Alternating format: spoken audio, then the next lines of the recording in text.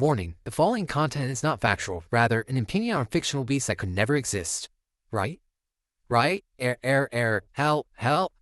Ugh, fine. I'll help you out. Greetings, viewers. To keep things brief, let's get into a list of my favorite Monsties from the previous cell, Monster Hunter Stories 2. Be sure to subscribe and like the video if you've not done so already. As you can tell, the narrator could really use some income to address his failures. Who am I kidding?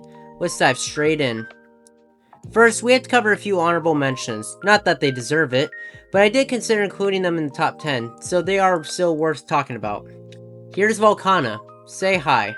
Volcana's pretty cool, pun intended, solely because she's got a lot going for her. The weapons, the stats, the looks, and if you're participating in any tragic elder trials, then you probably dislike this monster. Like, a lot.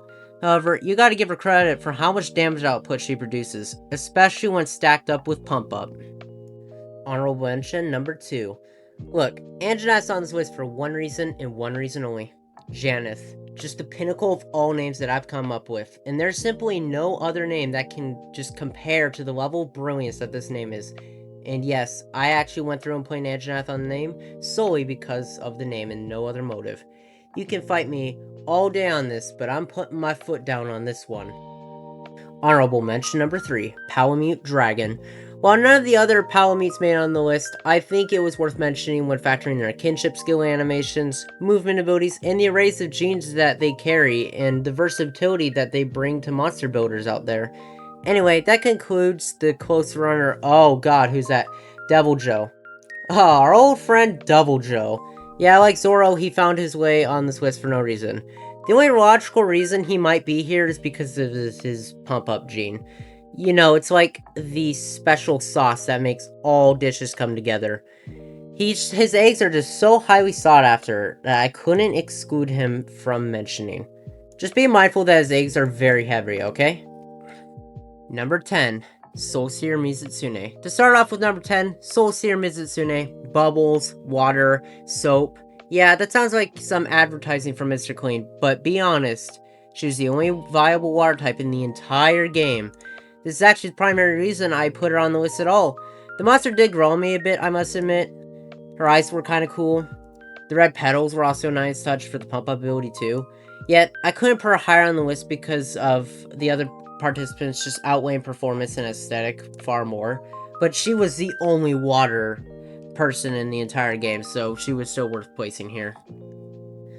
Number 9 is Orochi Kirin. Yeah, I was gonna put Kirin on the honorable mentions, but I prefer Noodle here from my playthrough more.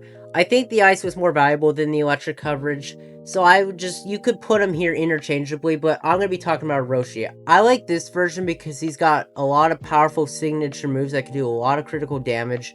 In addition, the agility moves, like the jump ability, were really helpful for gathering extra materials during dungeons, and being able to identify his eggs was just a nightmare, and you gotta love him for it.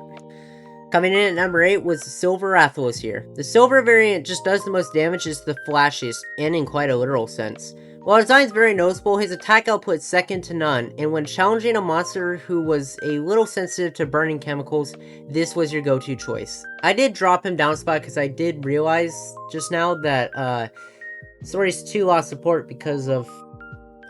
God dang it, Ratha! Number 7 is something else. The definition of defying the odds. Aftermath earned everyone's respect through a popular meme, all because of his kinship, which I'll be covering more in a future video. But just to give you a little insight, he was able to knock down Fatals every time, over and over and over again. It was just so goofy. The irony is so amazing because he was set up as the weakest monster in the game, but ended up being an endgame staple in co-op battles. Number 6 goes to Silverwind Nargacuga through versatility and the power of friendship. We were inseparable in those dents. I mean, invisibility? Who wouldn't want a power such as that? On top of all that, status effects of all sorts were built into his kit, inflicting paralysis, poison, and bleed, a ton of other sorts of things. I liked its design among all the Nargacuga designs the most because of the contrast of white and cobalt fur pelts. And when I told Timmy, I started getting concerned. I heard Timmy say the other day, "Can I skin that cat for some pencil cases, please?" Oh god. Number 5, entering the big leagues now, we have Bolt Reaver Astalos. Look at that aura. So potent. I can sense it even from the other side of my monitor sitting here in this chair. He provided a ton of service to my team, and I appreciate his loyalty. You know, I wish everyone was that way. I'm looking at you, Kyle. I also appreciate him being added with my favorite expansion. If you know who else was released at the same time, then you know who will also appear soon. I would like to note his hunting horn and other weapons looked really good on top of all of that.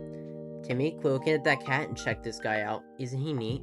Number 4. I couldn't bring myself to get Nergigante another pat on the back. He's had it a little too easy, don't you think? But at least he has the ability to regenerate, cause mass destruction, and easily produce eggs all over the place. I mean, being the first available Eldragon in the story boosts his likelihood of usage tremendously and makes him more tempting to steal eggs from him. Yeah, his power was immeasurable. I mean, I couldn't resist it either. His kinship looks sick. It demonstrates his need for craving and for more raw destruction. But the final 3 above him have all the key elements that Nergigante has, and some. Magnus the Glavenus coming in at number 3. You better be celebrating that bronze medal, my guy, because this is your first time at actually experiencing winning. Yeah, I've quick fished quite a few thousand of his kind for the satisfaction of leveling up.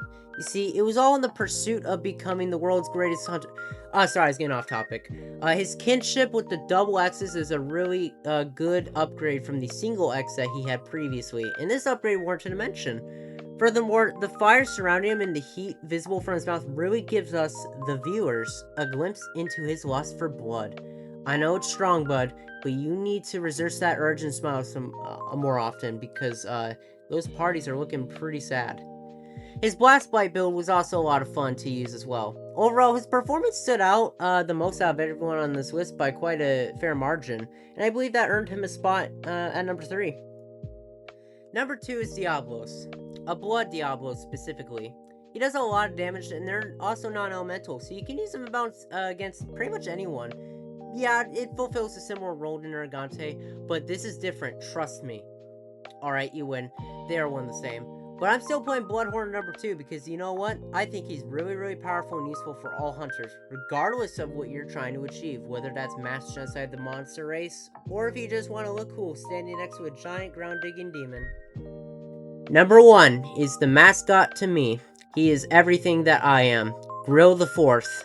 Yes, the 4th. Don't ask me about the previous 3. They kind of serve different purposes for research.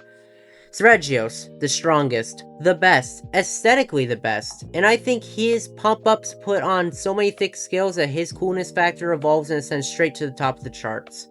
His kinship of throwing a bunch of piercing stars at targets is really awesome, and it can inflict bleed on everyone. It's super powerful.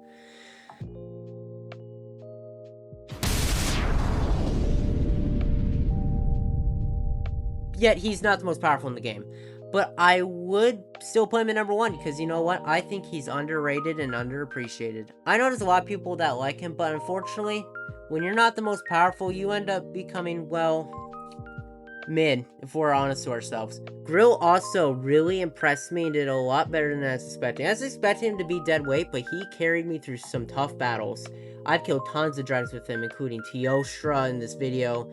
He's also slayed a ton of other monsters like Kushala, Nergigante, Kirin, Rajang, Elderfrost Gammoth, all sorts of different monsters, and I just got around to respecting it.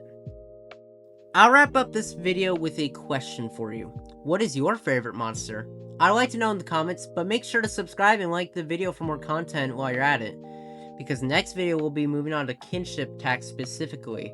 I did kind of hint at this previously, but kind of vaguely, but that is what I'm going to be doing. And then moving on, I might be doing more game reviews. I'm not sure. We'll just see how the channel will perform.